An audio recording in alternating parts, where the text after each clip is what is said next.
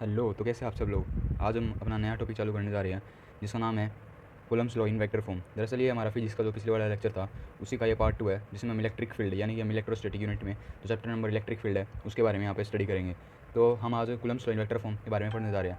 तो उससे पहले हम कुछ इंपॉर्टेंट बातें पढ़ लेते हैं, जैसे कि स्केलर और वेक्टर के बीच में डिफरेंस। तो स्केलर क्या होता है? स्केलर हमारे पास वो क्वांटिटी होती है जो सिर्फ हमें मैग्नीट्यूड देती है, वो हमारे पास स्केलर क्वांटिटी होती है। दूसरा, वेक्टर क्वांटिटी वे क्वांटिटी होती है जो हमें मैग्नीट्यूड और डायरेक्शन दोनों देती है।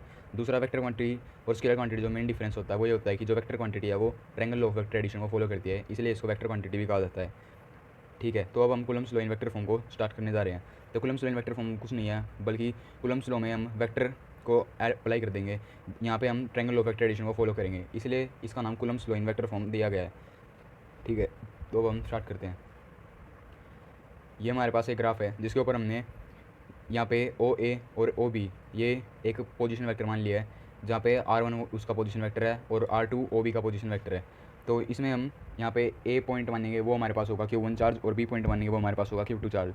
तो जो ए है वो बी के ऊपर फोर्स अप्लाई करेगा, फोर्स ऑफ रिपल्सन और अट्रैक्शन।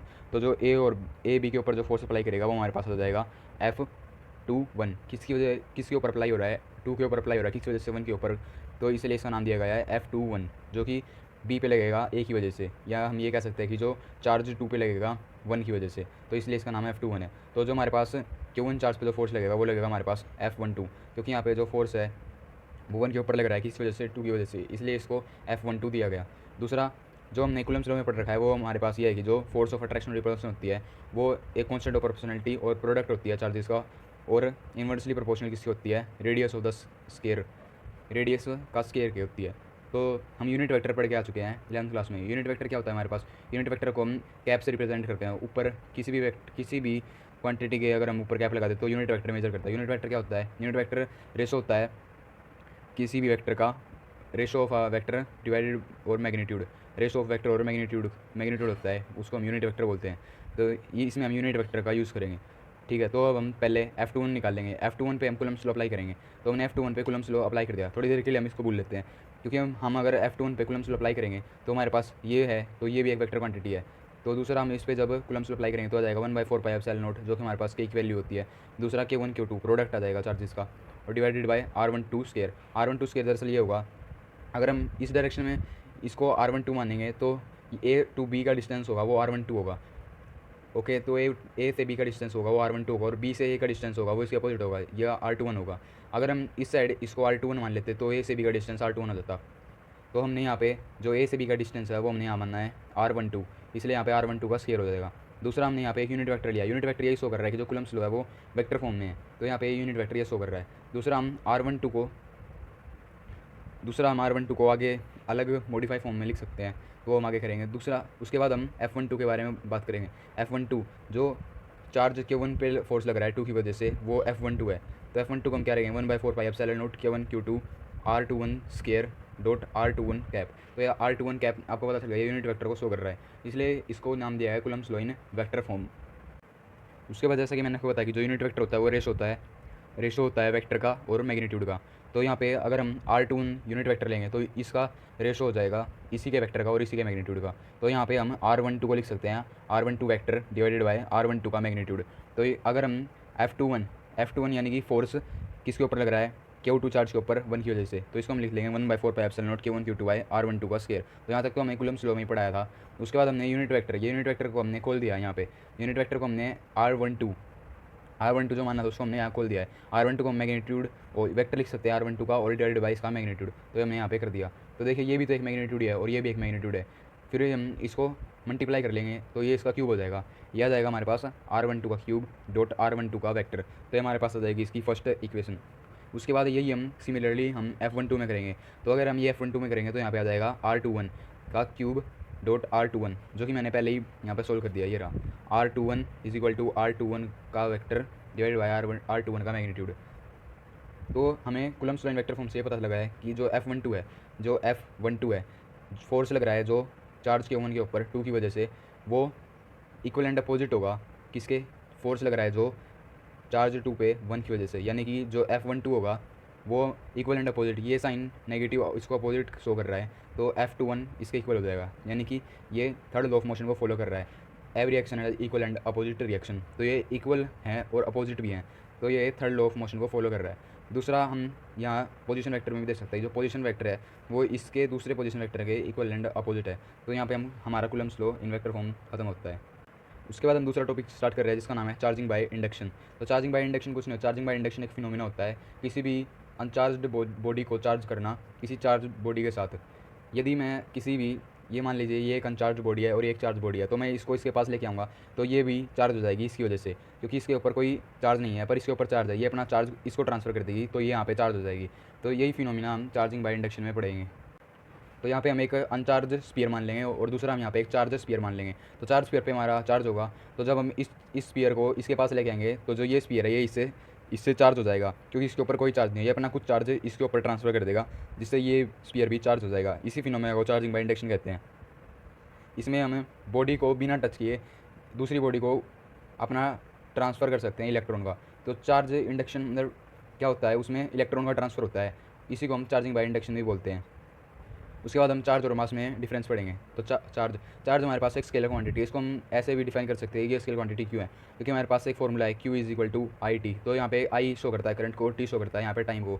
तो जो टाइम है और जो करंट है ये दोनों ही स्केलर क्वांटिटी है, तो जो इनका प्रोडक्ट होगा वो भी स्केलर होगा, इसका मतलब जो चार्ज होगा वो भी एक स्केलर क्वांटिटी होगा। दूसरा हमने मास पढ़ रखा कि वो एक स्केलर क्वांटिटी है। उसके बाद जो चार्ज होता है वो नेगेटिव भी हो सकता है, पॉजिटिव भी और जीरो भी। चार्ज हम जीरो भी मान लेते हैं और नेगेटिव भी मान सकते हैं और पॉजिटिव भी। दूसरा मास को हम सिर्फ पॉजिटिव मान सकते हैं। और जो चार्ज होता है वो हमेशा रिपल्सिव भी हो सकता, वो कभी रिपल्सिव भी हो सकता है और अट्रैक्टिव होता है, पर जो मास होता है वो हमेशा ही अट्रैक्टिव होता है। और जो चार्ज होता है वो हमेशा कंजर्व रहता है, और मास में एनर्जी कंजर्व रहती है, बल्कि मास भी कंजर्व ही रहता है हमेशा, क्योंकि ये law of conservation of mass को फॉलो करता है, law of conservation of charge को फॉलो करता है। दूसरा जो चार्ज होता है वो वेलोसिटी पर डिपेंड होता है, और मास वो भी वेलोसिटी पे डिपेंड होता है इस फॉर्मूले से। तो ये हमारे पास एक वेलोसिटी है, तो जो मास है वो इसके ऊपर डिपेंड हो रहा है। तो यहाँ पे हम चार्ज और मास में डिफरेंस पढ़ा हमने, और कुछ सिमिलरिटी भी हमने चार्ज और मास में यहाँ पे पढ़ी। उसके बाद हमारा नया टॉपिक सुपर पोजिशन प्रिंसिपल, जिसको हम कह सकते हैं फोर्स बिटवीन मल्टीपल चार्जेस। तो यहाँ पे हमारे कुछ नहीं करना, या ये मॉडिफाइड फॉर्म है Coulomb's law in vector form की, यानी कि इसमें भी हम Coulomb's law in vector form ही लगाएंगे। बस यहाँ पे हमें चार्ज बहुत सारे लेने हैं, मल्टीपल चार्जेस। तो वहाँ पे भी हमने फोर्स ही फाइंड आउट करी थी दो चार्जेस के बीच में, पर यहाँ पे हमने मल्टीपल चार्जेस लेने हैं, यानी कि हमें यहाँ पे Q1 Q2 Q3 up to Qn तक यहाँ पे हमें चार्जेस आएंगे, तो हमें वहाँ पे फोर्स फाइंड आउट करना है उनके बीच में। तो इसको हम सुपर पोजिशन प्रिंसिपल ही कहते हैं, और फोर्स बिटवीन मल्टीपल चार्जेस। तो सुपर पोजिशन प्रिंसिपल हमारे पूरी फिजिक्स में देखने को मिलेगा, पूरी फिजिक्स में। ये superposition principle current electricity वाले चैप्टर में भी और मैग्नेटिज्म वाले चैप्टर में भी है, तो इसको ध्यान से देखिएगा। तो इसमें भी हम एक ग्राफ लेंगे, और यहाँ पे हमें, मैंने जैसे कहा था कि यहाँ पे हमें बहुत सारे चार्जेस लेने हैं, तो यहाँ पे हमने एक चार्ज लिया है Q1 Q2 Q3 Qn, और यहाँ पे जो हमने Q0 लिया है वो ये टेस्ट चार्ज है। तो यहाँ पे हमने Q0 को एक टेस्ट चार्ज लिया है। उसके बाद हमने यहाँ पे R1 को लिया है पोजीशन वेक्टर।